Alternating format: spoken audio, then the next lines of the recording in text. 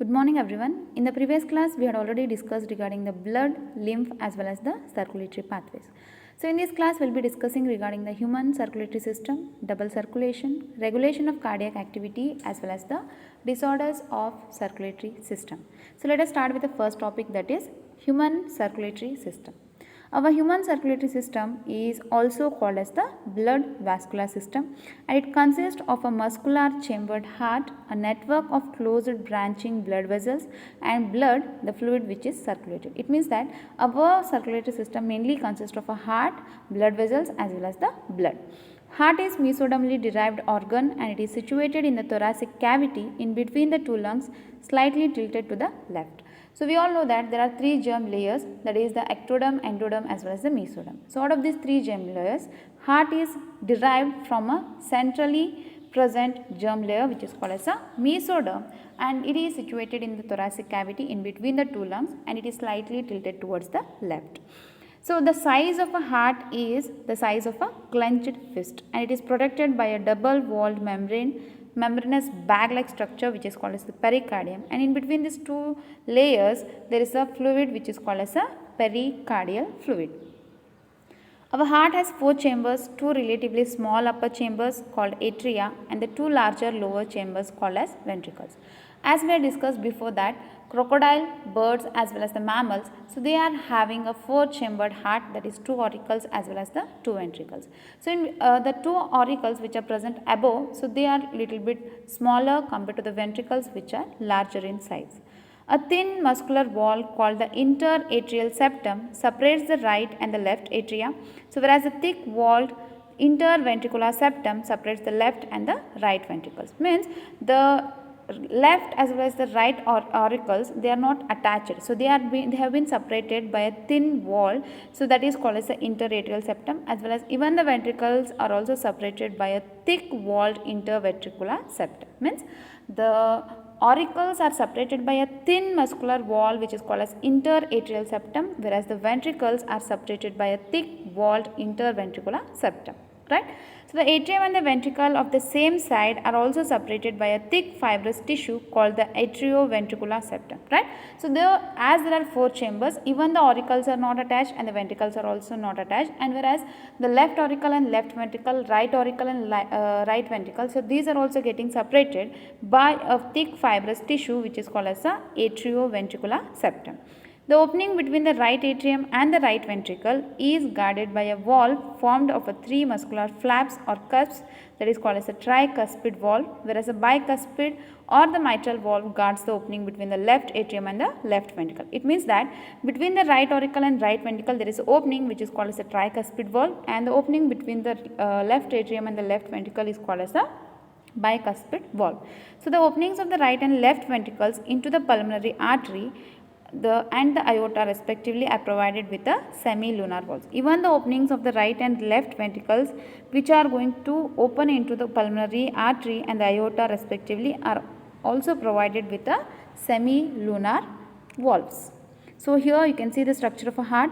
So what are the various parts that have been labeled are the aorta, pulmonary vein, left atrium, bundle of His, left ventricle, interventricular septum, apex, right ventricle, chordae tendineae, atrioventricular node, right atrium, sinoatrial node and the vena cava. So now we will be studying regarding the various parts and what are the functions in the heart. Right. So the walls in the heart allows the flow of the blood in only one direction, that is from the atria into the ventricles and from the ventricles to the pulmonary artery or aorta. So the walls which are present in the heart, so there is always, the blood is always going to flow in only one direction, that is called as a unidirectional, that is from the auricles to the ventricles, and from the ventricles they move to the pulmonary artery or the aorta. So these walls prevent any backward flow. As I had said you that the blood flows in only one direction, it is not going to flow backward. The entire heart is made up of cardiac muscles, and the walls of ventricles are much thicker than that of the atria, right? So the auricles and the ventricles both are also having the wall, whereas the wall of the ventricles are much thicker compared to the auricles. A specialized cardiac musculature called the nodal tissue is also distributed in the heart. So along with these walls along this is valves, that is the bicuspid, tricuspid, semilunar valve, and the thin valve which is present between the auricles, thick valve which is present in the ventricles. Along with that, the specialized cardiac musculature is also present, that is called as a nodal tissue, and it is distributed in the heart. A patch of this tissue is present in the right upper corner of the heart atrium, and it is called as a sinoatrial node, whereas another mass of this tissue is seen in the lower left corner of the right atrium close to the atrioventricular septum, which is called as a atrioventricular node. So that is SAN and AVN, that is sinoatrial node and the atrioventricular node. Sinoatrial node is present at the corner of the right auricle, whereas the atrioventricular node is present at the corner of the right auricle only, but it is close to the atrioventricular septum. A bundle of nodal fibers, that is an atrioventricular bundle, continues from the AVN, which passes through the atrioventricular septa to emerge on the top of the interventricular septum and immediately divides into a right and left bundle. Right? So these bundles again they are going to subdivide it into right as well as the left bundle, and these branches are going to give rise to a minute fibers throughout the ventricular musculature of the respective sides and are called as the Purkinje fibers. So these fibers along with the right and left bundles are known as bundle of His. The nodal musculature is auto-excitable and the SAN is also called as a pacemaker. Right? So here what they are going to say is that the SAN means sinoatricular node, it is also called as a pacemaker of the heart. Right? So why it is called as a pacemaker means the SAN can generate the maximum number of action potentials, that is 70 to 75 per minute, and it is responsible for initiating and maintaining the rhythmic contractile activity of the heart. So therefore it is called as the pacemaker of a heart, and our heart is going to beat normally 70 to 75 times in a minute. So now coming to the next one, that is the cardiac cycle. So what do you mean by this cardiac cycle means? It is the alternate systole followed by a diastole is called as a one cardiac cycle or a heartbeat. So the heart is going to show the rhythmic contraction and the relaxation. The heart is going to show both the contraction as well as the relaxation, and the contraction of the heart is called as systole and the relaxation is called as a diastole. Right? So the alternate systole followed by a diastole means alternate, that is contraction and the relaxation is called one cardiac cycle, or it is called as the one heartbeat. So when both the auricles are contracted, bicuspid and tricuspid valves are opened, resulting in the flow of oxygenated blood from the left auricle to the ventricle and deoxygenated blood from the right auricle to the right ventricle. Right? So when both the auricles are contracted means the upper two chambers are contracted, so the bicuspid as well as the tricuspid valves are opened. So when these valves are opened, so obviously the oxygenated blood from the left auricle goes to the left ventricle and the deoxygenated blood from the right auricle goes to the right ventricle. When both the ventricles are contracted means when the lower chambers are contracted, that is the bicuspid and the tricuspid valves are going to get closed, and whereas the aortic and the pulmonary semilunar valves are open, resulting in the flow of oxygenated blood from the left ventricle to the aorta and deoxygenated blood from the right ventricles to the pulmonary artery. Right? So when the auricles are going to get contracted, the bicuspid and the tricuspid valves are open, and there is a exchange of the oxygenated blood from the left auricle to the left ventricle and deoxygenated blood from the right auricle to the right ventricle.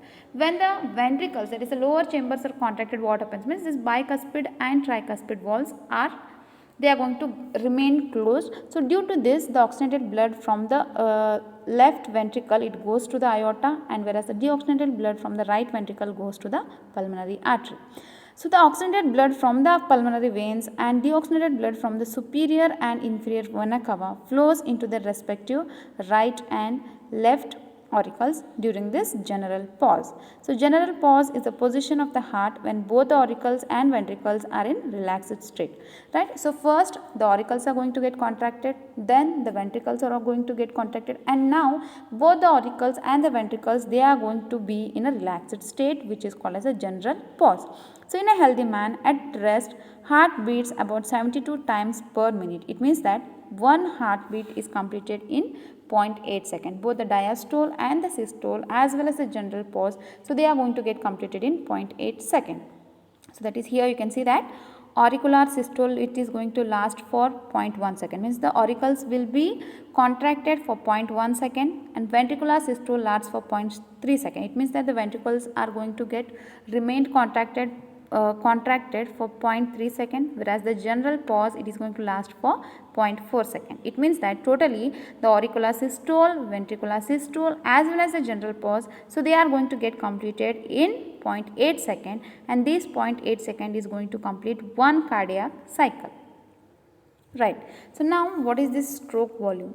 So the amount of blood pumped by the heart during one heartbeat or one ventricular systole is called as the stroke volume, and it is about 70 ml per beat. Means the amount of blood that is pumped during the one heartbeat is called as stroke volume, whereas the amount of blood pumped by the heart in 1 minute is called as a cardiac output, and it is about 5040 ml, that is 70 ml into 72 beats. As our heart is going to beat 72 times in a minute, so we have to multiply this 70 ml into 72 times, and then we are going to get it as a 5040 ml.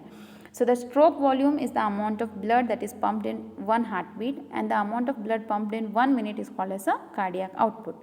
So hence we can say that the cardiac output can be given as the stroke volume into number of heartbeats per minute. Now let us study the next topic, that is electrocardiograph, which is generally called as a ECG. So what do you mean by this ECG means? ECG is a graphical representation of the electrical activity of the heart during a cardiac cycle. Right? Means the ECG, or it can be said as a graphical representation, or it can be said that is what is the electrical activity of the heart during a cardiac cycle. Right? So this can be diagrammatically represented as follow. Here you can see the diagram of the ECG. Right? So here we have mentioned the various points, that is P, QRS as well as the T. So what does this represent? So the P is going to represent the depolarization of the atria or the auricles, whereas the QRS, they are going to represent the depolarization of the ventricles, and the T, it is going to represent the return of the ventricles from the excited state to the normal state, or we can just call it as a repolarization. P and QRS, these are the depolarization of the auricles and ventricles respectively, whereas the T, it is going to represent the return of the ventricles from the excited state to the normal state, which is called as a repolarization. Right. So now let us discuss the next topic, that is double circulation. So why the circulation in case of the human beings or in case of the birds, so it is called as double circulation, as we had already discussed that the circulation in case of the fishes is called as single circulation, whereas in the amphibians and reptiles it is called as incomplete double circulation, and in case of the birds as well as the mammals it is called as a double circulation. So why it is called as double circulation means left half of our heart receives and conducts the oxygenated blood, whereas the right half of the heart receives and conducts the deoxygenated blood. So here there is no mixing of the oxygenated blood with the deoxygenated blood. Both the oxygenated and the deoxygenated blood never mixed up, hence human heart functions like a blood double pump, so and it is called as a double circulation. So here you can see the diagram of the double circulation. We can see that the left auricle is going to get the oxygenated blood, and from the left auricle it goes to the left ventricle, and from the left ventricle it is passed to all parts of the body. And here at the same way, right auricle is going to receive the deoxygenated blood. From the right auricle it goes to the right ventricle, and from the right ventricle again it is going to the pulmonary veins or to the lungs for oxygenation. Right? So this, why it is called as double circulation means, as the left auricle is going to receive the left auricle and left ventricle, they are going to receive only the oxygenated blood, and right auricle and right ventricle, they are going to receive only the deoxygenated blood, and there is no mixing up of the oxygenated blood with the deoxygenated blood. So hence it is called as a double pump, and also it is known to be a double circulation. So here we will see which are the two types of circulation. The first is called as a pulmonary circulation. So what is pulmonary circulation means? The circulation of the blood between the heart and the lungs is called as a pulmonary circulation, and it is a shorter circulation, means the blood which is going to translate between the heart and the lungs. So this circulation is called as pulmonary circulation. So what happens in this pulmonary circulation means the deoxygenated blood from the right ventricle is carried by the pulmonary artery to the lungs for the oxygenation, and the oxygenated blood from the lungs is carried by the pulmonary veins and flows into the left auricle. Means the deoxygenated blood from the right ventricle, it goes to the pulmonary artery, from the pulmonary artery it goes to the lungs, and from the lungs it is carried to the pulmonary veins to the heart. So this is called as a pulmonary circulation. So the second type of circulation is the systemic circulation. So what do you mean by this systemic circulation? Means here the circulation of the blood is between the heart as well as the all parts of the body, and hence it is called as a systemic circulation. So it is a longer circulation compared to the pulmonary circulation. So what happens in the systemic circulation means oxygenated blood from the left ventricle is carried by aorta and it is distributed to all parts of the body. And now the blood becomes deoxygenated and carried by the superior and inferior vena cava back into the right auricle. So here you can see the diagrammatic representation of the systemic circulation, where the heart is going to transfer the oxygenated blood through the aorta to all parts of the body. Again, from all parts of the body, the deoxygenated blood is taken back from the superior vena cava and the inferior vena cava, and it is given back to the heart. Right? So that is the right ventricle. So this is called as a systemic circulation. So there are two types of circulation, one is pulmonary and one is systemic, and both together they are going to constitute a double circulation, or it is also called as a double pump. So now going to the last topic of this chapter, which that is regulation of cardiac activity as well as the disorder. So what is this regulation of cardiac activity? Means the normal activities of the heart are usually regulated intrinsically, means they are self-regulated or auto-regulated by the specialized muscles, and hence the heart is generally called as a myogenic, because it is myogenic means the heart which is made up of muscles and it is regulated or it is controlled by a muscles, hence it is called as a myogenic heart. So then a special neural center is present in the oblongata, medulla oblongata, so which is going to moderate the cardiac function through the autonomic nervous system. Right? So with the help of this special neural center which is present in the medulla oblongata, so this is going to moderate the cardiac function through the autonomic nervous system. Again, in the autonomic nervous system there are two types of nerves, one is sympathetic nerves and the parasympathetic nerves. So the sympathetic nerves are going to increase the rate of heartbeat. So they are going to increase the strength of the ventricular contraction and thereby the cardiac output. Whereas the parasympathetic neural signals, so they are going to decrease the rate of heartbeat, speed of conduction of action potential, and thereby the cardiac output. It means that both the parasympathetic and the sympathetic nerves, so they are going to also control the functions or the regulation of the cardiac activity. So along with this autonomic nervous system, parasympathetic nerves, sympathetic nerves, so there is also adrenal medullary hormones which are going to increase the cardiac output, right? So mainly our heart is a self-regulated, and hence it is called as a myogenic, because these are the self-regulated by the muscles. So hence it is called as myogenic heart.